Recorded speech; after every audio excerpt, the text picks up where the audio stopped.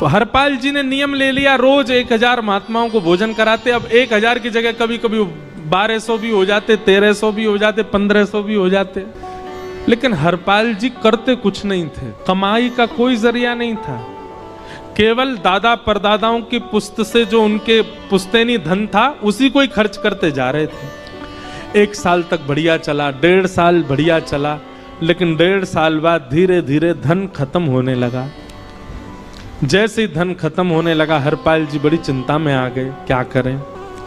पत्नी को नहीं बताते थे, क्यों बोले इससे तो शर्त लगी, इसको क्यों बताऊं अपना दुख, इससे तो शर्त मेरी यही शर्त थी कि रोज 1000 संतों को भोजन कराना। तो हरपाल जी ने बाहर जाते और दुकानदारों के यहाँ से जाकर के कर्जा लेने लगे। वो पुराने संपन्न थे तो किसी ने कर्जा देने से मना भी नहीं किया, सब देने लगे, बोले ले जा। इतना कर्जा कर लिया, 6-7 महीने तक कर्जे में भी उनके संत सेवा बंद नहीं हुई।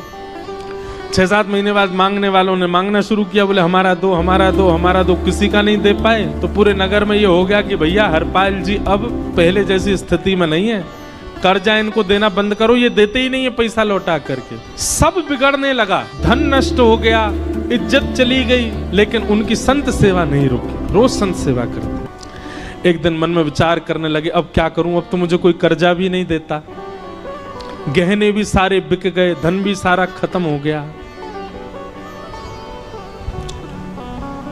तो हरपाल जी ने मन बनाया कि मैं चोरी करूंगा, और चोरी करके ठाकुर जी, आप लोग मत करना ऐसा, चोरी करूंगा।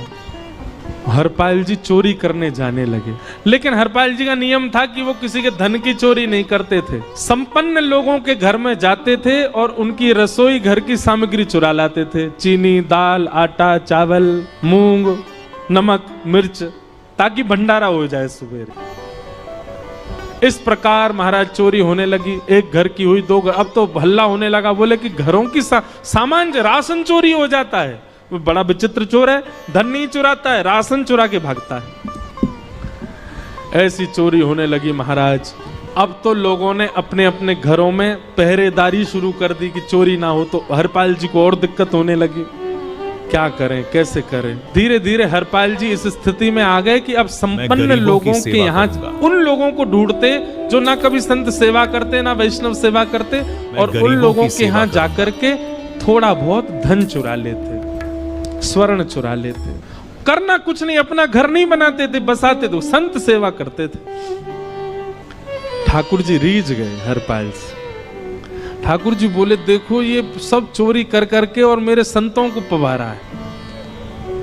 ठाकुर जी बोले इस पर अनुग्रह करने जाना है।